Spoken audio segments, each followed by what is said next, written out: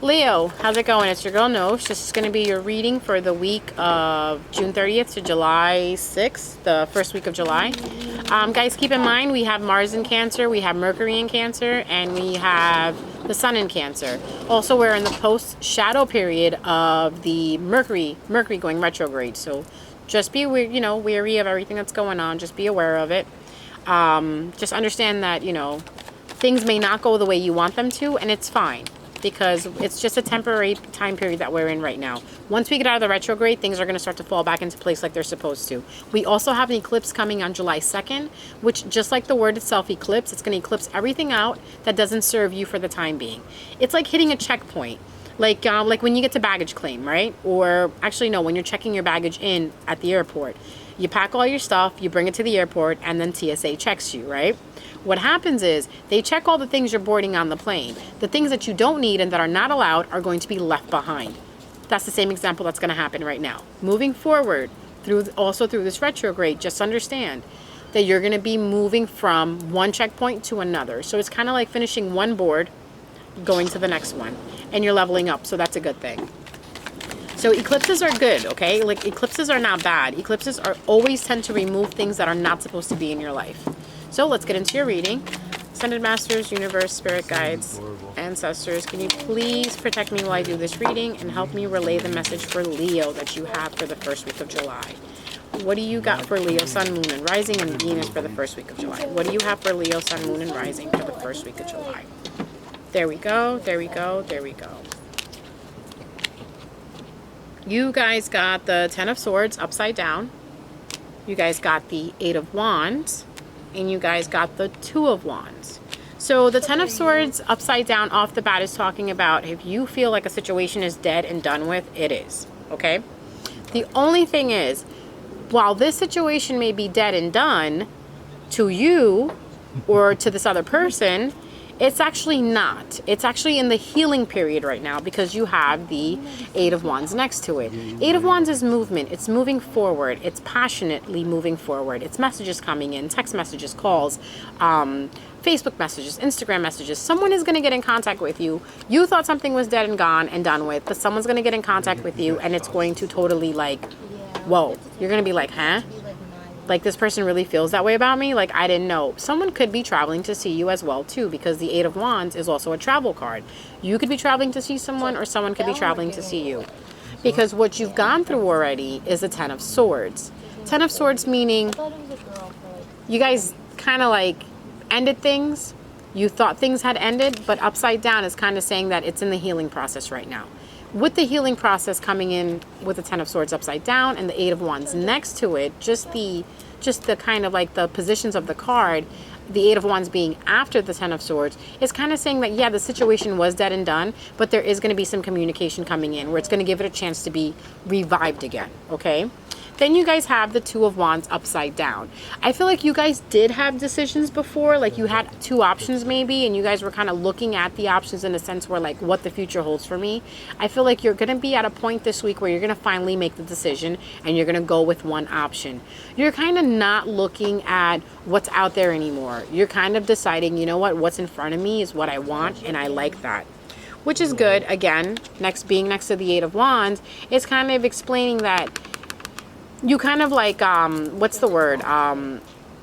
You know how when you try to choose something, process of elimination. I feel like you guys went through the process of elimination and you guys figured it out. Who you want to be with, what job you want to take, and what is it that you want to do. Okay?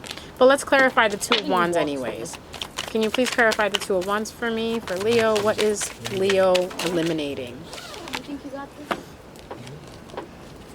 Sneakiness, betrayal, lies, and deceit. When the Seven of Swords is upside down, it's kind of in a sense where, say if you're in a relationship and your partner was going to cheat on you, they actually don't cheat on you because they realize they're either going to get caught or you're not, the person that they want to cheat on you is not worth it.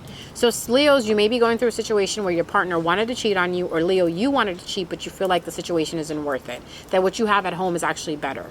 For the single Leos out there, it kind of tells me that this is someone from your past coming back, or someone that really likes you that's going to revisit their feelings again for you.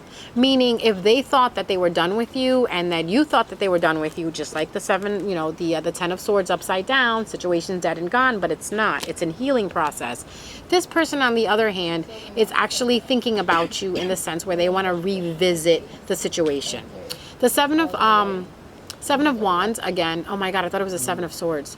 Shit. I really thought it was a Seven of Swords. It's a Seven of Wands. Why did I think it was a Seven of Swords? Anyways, the Seven of Wands, again, same thing. It's basically your defenses are down, okay? Or the person's defenses are down, and they're actually looking at it like they don't need to. Actually makes sense, because the Seven of Swords is kind of the same thing, where upside down it's like they're revisiting something. Seven of Wands upside down is kind of like putting your guard down. You know what I mean? You don't feel attacked anymore.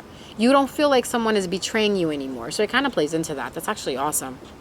I love cards. My mistake, guys, but Seven of Wands is basically talking about how you're letting your guard down, the other person is letting their guard down, and you're not feeling attacked, you're not feeling betrayed. So going back to what I was saying, if you're in a relationship and you have the Seven of Wands coming up, it's basically explaining how you two were on defense mode and now you're actually stepping back from it, okay? The Seven of Wands also, to me, upright is talking about how this person is getting backed into a corner. Upside down, this person is not getting backed in the corner. The other person is. So it could be, Leo, where you're backing someone in the corner that was backing you at one point, or vice versa. So if you were sending out the vibes to someone where you were backing them up in the corner, this person's going to turn around and do the same thing to you, okay? It's kind of like that tit for tat thing. But Seven of Wands upside down, to me, is always about how you see this guy, he's being attacked by these people. What happens upside down is there is no attack there anymore. There's no reason to guard yourself. There's no reason to be in defense mode, because it's actually working out in your favor. So again, if this is a situation that you're thinking about someone coming back or fighting with you or arguing with you, I feel like it's done with. It's done with, because you are not going to fight back. Either you're not going to fight back because you don't care anymore, or you're not going to fight back anymore because you realize that this relationship means more to you, or this person means more to you than the fighting. Okay? And guys, again, my apologies for thinking that it was a Seven of Swords, but hey, we're human, we make mistakes. But Leos, you guys don't, because you're perfect. Just joking. I'm a Leo rising, so I know how it is.